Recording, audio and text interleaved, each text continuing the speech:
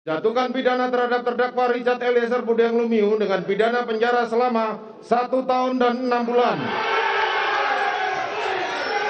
Demikian sidang perkara nomor 798 PB 2022 atas nama terdakwa Richard Eliezer Budiang Lumiu dinyatakan ditutup.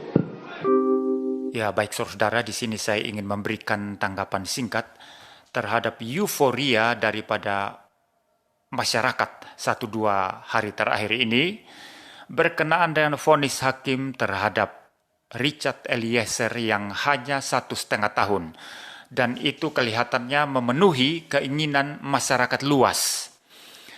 Dan banyak orang bertepuk tangan euforia atas keputusan itu dan bahkan menyanjung-nyanjung Richard Eliezer sebagai seorang pahlawan.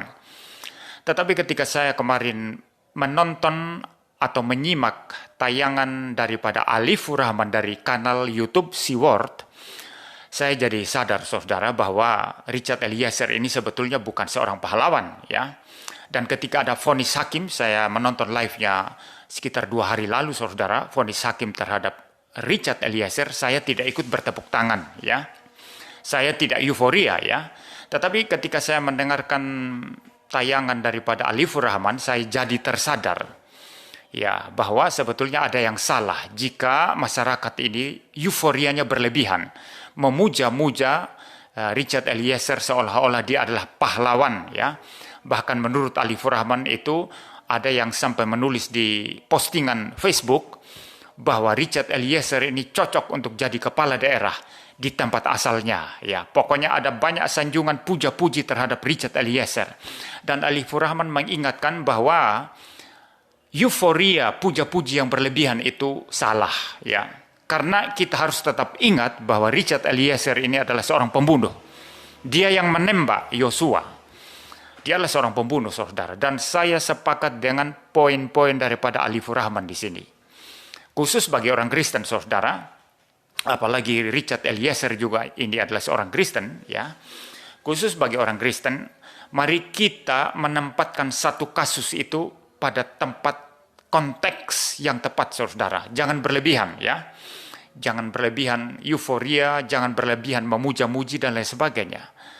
Ya, karena biar bagaimanapun Richard Eliezer ini bagi saya bukan pahlawan, ya.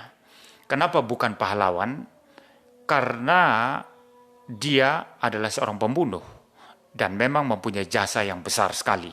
Karena kalau tidak ada Richard Eliezer yang berani untuk bekerja sama dan membongkar kasus ini sesungguhnya, maka kasus ini gelap, ya. Kasus ini gelap dan tidak ada keadilan bagi keluarga Brigadir Yosua. Dan kita harus akui jasa daripada Richard Eliezer di sini besar, ya, dan signifikan, sangat-sangat berdampak. Kita perlu untuk mengapresiasi jasanya di dalam hal ini, tetapi tetap dia bukanlah seorang pahlawan.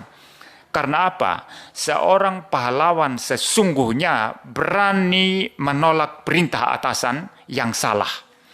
Dan berani bahkan meresikokan nyawanya untuk membela temannya. Itu pahlawan. Pahlawan itu berani mati untuk membela kebenaran. Berani mati untuk orang-orang lain. Untuk hidup orang lain. Nah, itu baru namanya pahlawan. Dan Richard Eliezer tidak melakukan itu. Ya, atasannya memerintahkan untuk menembak, dia menembak, walaupun katanya terpaksa. Ya, kalau dia seorang pahlawan harusnya menolak itu, ya. Dan jikalau nyawa Richard Eliezer sendiri taruhannya, ya apa boleh buat. Itu namanya jiwa kepahlawanan, saudara. Nah, kalaupun dia menolak sebetulnya, ada bukti kok bahwa ada seorang polisi yang lain yang namanya Ricky Rizal, ya, bisa menolak dan dia tidak ditembak mati oleh Verdi Sambo. Seharusnya Richard Eliezer pun bisa menolak, ya, tanpa harus ditembak mati oleh Verdi Sambo, saudara. Tetapi faktanya Richard Eliezer tidak menolak dan dia menembak Brigadir Yosua, saudara. Sehingga dalam konteks ini dia bukan pahlawan. Saya sepakat dengan Alifur Rahman dalam hal ini Maka mari kita, khusus orang Kristen, jangan terlalu berlebihan euforia, jangan terlalu berlebihan tepuk tangan lalu menyanjung-nyanjung, ya, lalu mengangan-angankan bahwa Richard Eliezer ini akan jadi pemimpin, Richard Eliezer ini cocok jadi bupati atau kepala daerah atau gubernur atau bahkan presiden, begitu ya. Oh, itu terlalu jauh, saudara. Dia bukan seorang pahlawan. Dia tetaplah seorang pembunuh, tetapi seorang pembunuh yang berjasa membongkar kasus pembunuhan di mana dia terlibat juga di dalamnya. Dia berjasa sebagai justice collaborator. Tidak lebih, tidak kurang, tetapi dia bukan pahlawan. Nah, khusus bagi orang-orang Kristen, berangkat dari kasus ini, ya, berangkat dari euforia yang berlebihan ini, saudara, saya ingin mengatakan, Anda sebagai orang-orang Kristen, ya, ketika Anda melihat seorang penginjil berjuang untuk memberitakan Injil, bahkan nyawa adalah taruhannya, Anda tidak tepuk tangan, Anda tidak dukung dia.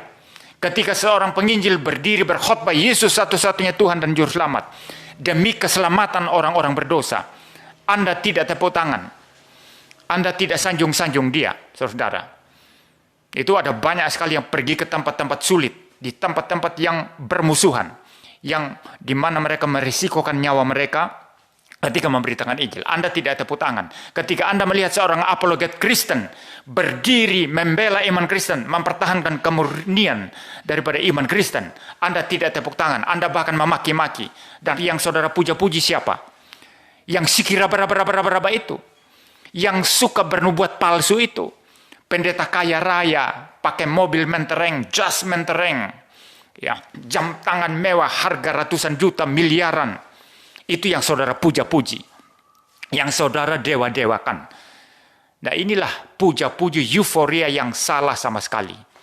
Ya, ini mirip orang yang euforia puja-puji, sanjung-sanjung Richard Eliezer. Memang berjasa, tapi bukan pahlawan. Biarlah jadi orang Kristen yang bijaksana. Ya, biarlah kita menjadi orang Kristen yang bijaksana, memuji yang patut dipuji, menyanjung yang patut disanjung, mendukung yang patut didukung, ya. Dan bersukacita untuk hal-hal yang memang kita patut bersukacita. Dan biarlah dalam segala sesuatu yang kita kerjakan, Tuhan Yesus dipermuliakan, namanya dipermuliakan. Ini tanggapan singkat saya. Tuhan memberkati kita sekalian.